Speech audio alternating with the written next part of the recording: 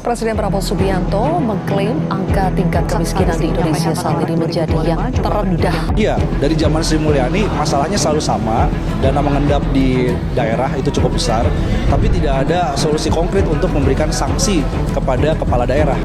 Saya diberitahu di catatan oleh para pakar, ini angka terendah sepanjang sejarah Republik Indonesia. Di negeri yang katanya subur dan makmur, masih terdapat anak yang tidur dalam perut yang masih kosong. Di tanah yang katanya kaya dan raya, masih terdapat ibu yang bingung harus memilih untuk membeli beras atau membayar sekolah anaknya. Karena di atas tumpukan kekayaan sumber daya alam, masih banyak rakyat yang hidup di bawah garis kemanusiaan. Ironis bukan? Kita sering dengar kata adil dan makmur. Namun, adil bagi siapa? Dan makmur untuk siapa?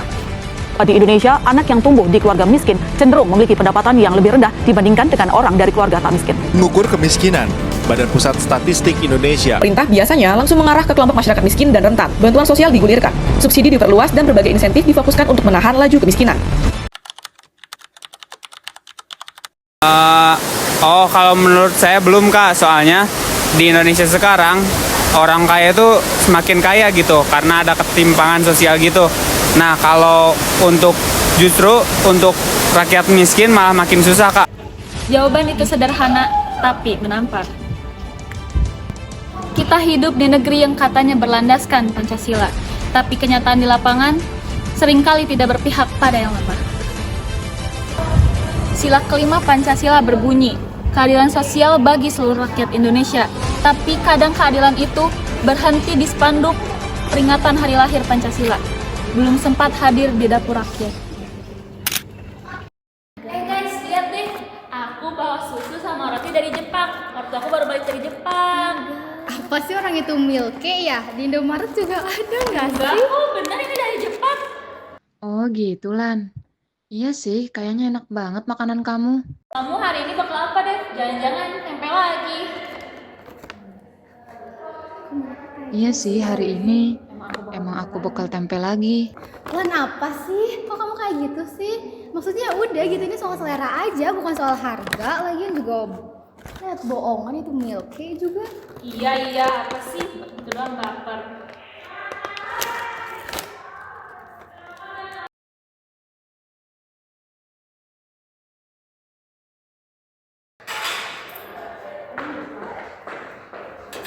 Guys, uang kas kita hilang. Kita segini lagi. Lihat. Coba deh kalau misalkan ada yang ngambil atau apa, ngomongin baik-baik, jangan ngambil uang kas kayak gini. Kayaknya udah jelas deh siapa yang ngambil. Yang paling butuh kan?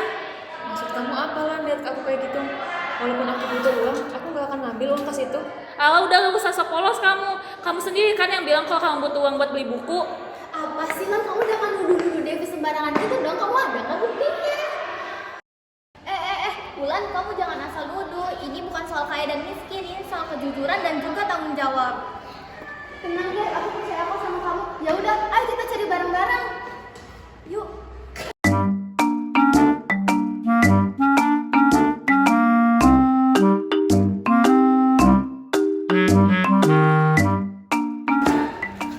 Tuh kan selama ini ada di sini. Wulan, uangnya ada di bawah bangku kamu selama ini. Kamu tuh harusnya jangan menuduh Devi sembarangan. Ada kan uangnya di sini?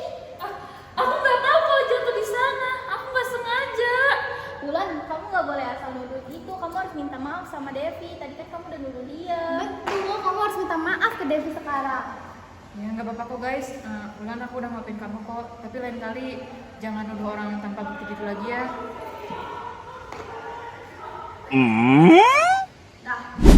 Kadang kemiskinan bukan soal uang, tapi soal hati yang kering dari rasa empati. Keadilan sosial bukan hanya dihafal di upacara, tapi juga dijalankan di sini di antara kita lewat sikap yang saling menghargai. Inilah makna sila kedua dan sila kelima Pancasila. Keadilan dan kemanusiaan bukan hanya untuk yang mampu, tapi untuk semua. Menurut data Pusat Statistik tahun 2024 menunjukkan bahwa persentase penduduk Indonesia yang masih hidup dalam garis kemiskinan mencapai 9,36%, yang menunjukkan masih ada 25,22 juta jiwa penduduk Indonesia yang masih hidup dalam garis kemiskinan tersebut. Meskipun angka tersebut menurun daripada tahun sebelumnya, akan tetapi setiap persen dalam angka tersebut mengandung cerita bahwa ada perut masyarakat Indonesia yang kelaparan, ada anak sekolah yang tidak menuntaskan sekolahnya, dan juga mimpi-mimpi mereka yang berhenti di tengah jalan.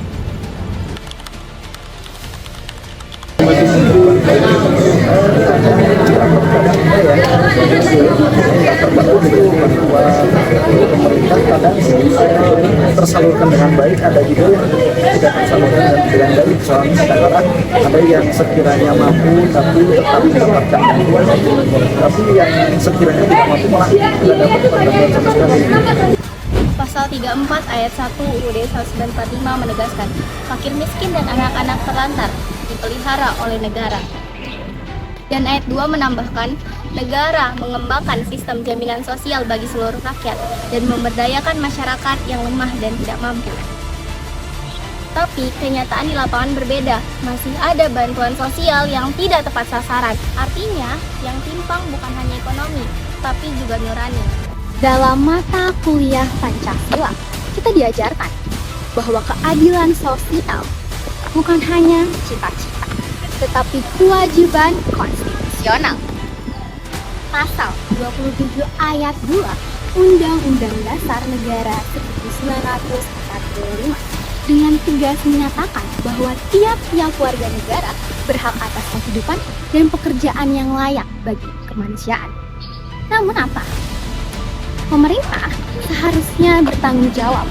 Negara harusnya bertanggung jawab bukan hanya soal lapangan pekerjaan, tapi soal memastikan bahwa tiap rakyat berhak untuk memiliki kesempatan yang sama dalam pekerjaan.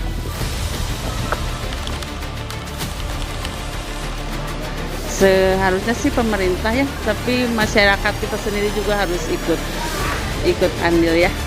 Jawaban itu menyentuh inti dari sila ketiga dan kelima. Keadilan sosial takkan hadir tanpa persatuan dan gotong royong. Gotong royong bukan nostalgia, tapi mekanisme sosial yang paling Pancasialis, di mana keadilan sosial bukan hanya diatur, tapi dihidupkan. Buat pejabat negara, kalau bisa jangan cuma janji doang, kita juga pengen hidup layak. Pesan tersebut mungkin terdengar sederhana, namun mengena. Dalam pasal 33 Undang-Undang Dasar 1945 menyebutkan bahwa bumi dan air dan kekayaan alam yang terkandung di dalamnya dikuasai oleh negara dan dipergunakan sebesar-besarnya untuk kemakmuran rakyat.